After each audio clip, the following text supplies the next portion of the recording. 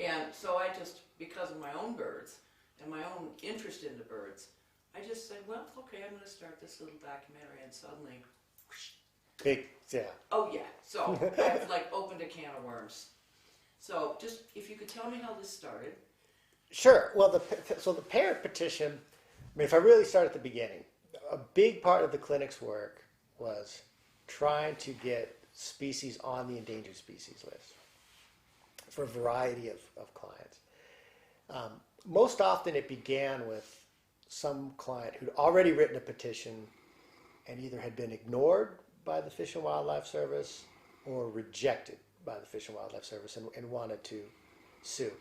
Most often it was just flat out ignored because the service was running a system where it wasn't just file a petition, it was file a petition and then go get yourself a lawyer, because unless you sue us, we're going to ignore your petition. So, we did a lot of that work, and one thing that became apparent to me was there are way more things that should be protected than actually are.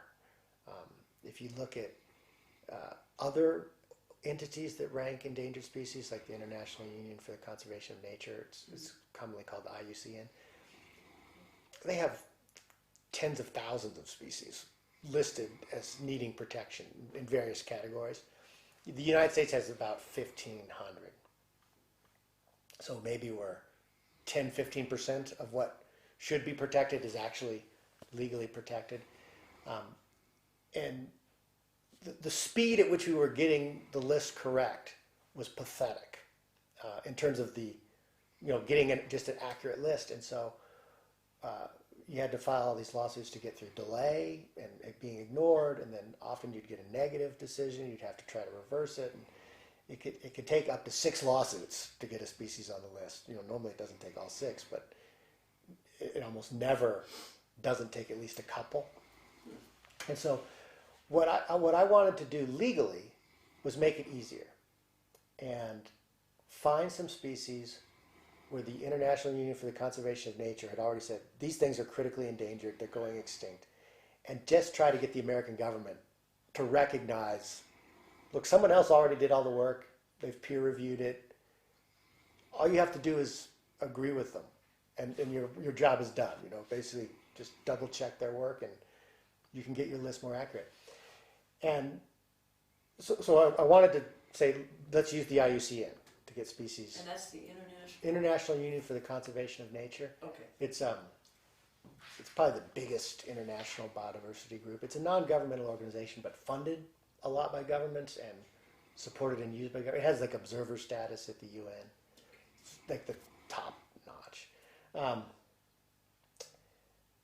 Then I went to Costa Rica, and my daughter, again, same one who talked me out of eating meat, she knew that I tried to protect endangered species, and when she was in Costa Rica, she wanted to see a scarlet macaw. She had a little bird list and was very desirous of seeing a scarlet macaw.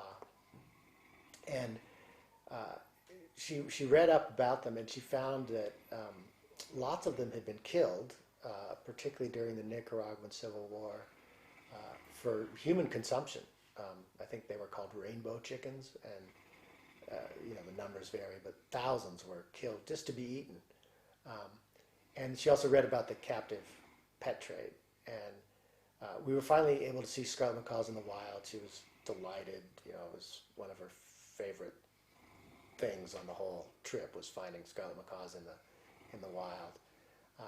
We went to a rehabilitation center where they were trying to slowly, over generations, re-release scarlet macaws from captivity to the wild, so that the parents had been captured. Who knows? The parents were released from captivity, taken to the rehabilitation center, but can't be released directly to the wild because they're somewhat dependent on humans. But their kids can. And so over generations, they sort of, the scarlet macaws are leaving this little rehabilitation center and recolonizing the jungle. but again, she learned about the captive bird trade, and then finally we went to a display at the zoo in San Jose, and it was just a wall made out of crushed bird cages, and very stridently saying, catching birds from the wild is causing extinction, and urging people not to participate in the captive bird trade.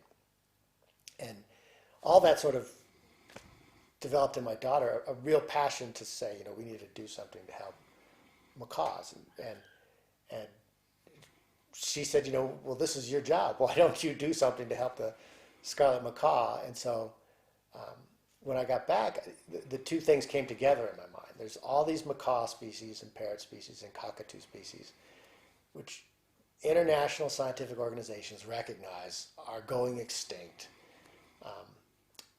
And there's really no question that their populations are plummeting in the wild and are sometimes at critically low levels, like a few hundred for some of the species we're talking about.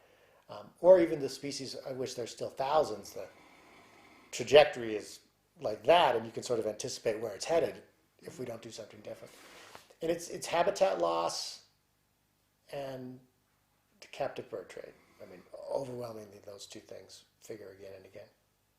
And so what I asked my students to do in the clinic was go to the IUCN and find the parrots that the IUCN has identified as critically endangered, or that have been listed on CITES, the convention, as threatened by trade, and that the United States government has ignored. And let's file a comprehensive petition addressing what we call the caged bird trade, to try to get the United States government to add these species to the endangered species list. And so that's where the petition started from, was basically a series of complaints registered by my daughter about why we weren't doing anything to protect these macaws that she found so beautiful when she saw them. Okay. What is the process? I mean, how does a species get listed? And you talked about the thick-billed parrot, I think. And if you could do that, it kind of explain the legal process. Sure. So generally speaking, the Endangered Species Act has a citizen petition process, which means any citizen can petition to put a species on the list or take a species off the list, and the government owes them a response. So that's the one channel to listing, is the citizen petition process. And I'll come back to how it works. Okay. The other channel to listing is the government could do it on its own.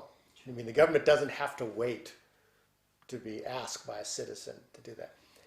In reality, the government doing it on its own has been a dead letter for 30-some years.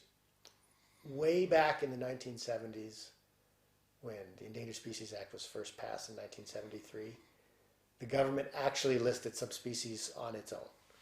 And most of them were recommended by the Smithsonian Institution, or had appeared on earlier lists of endangered species, or were recognized by CITES and the IUCN.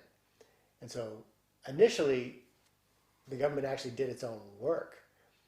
Subsequently, because listing endangered species forces protection of one degree or another, the government quit, because it's just, I think it's a predictable but sad bureaucratic response, is that the safest thing for these bureaucratic agencies to do is nothing. Or if they are going to do something, it's safe for them to turn around and blame whoever petitioned it. And so they prefer that route. And some of the things my clients, or I have worked on petitions over the year, someone inside the government actually asked us to do it, to give them an excuse to do the right thing. And so, though in theory, legally, there's two ways to get on the endangered species list: the government acting of its own accord, or citizen petition process. 99% of the stuff in the last 20 years has come through the citizen petition process. And that process is stepped. It's actually quite rigorous. But if it worked correctly, as written, within 90 days, the government would tell you if your petition presented substantial information that would convince a reasonable person what you wanted may be warranted. Pretty low threshold. Reasonable person may be warranted.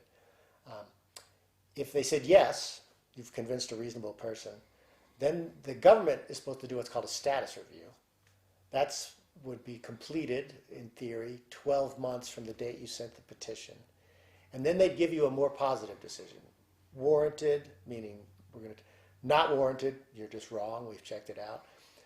Or warranted but precluded, which is, again, this very Orwellian bureaucratic, which means, yeah, we should protect it, but we're not going to because we're busy working on something else. And that was a horrible problem for a number of years. But assuming you got warranted, then within a year, which could be extended for an additional 6 months if there was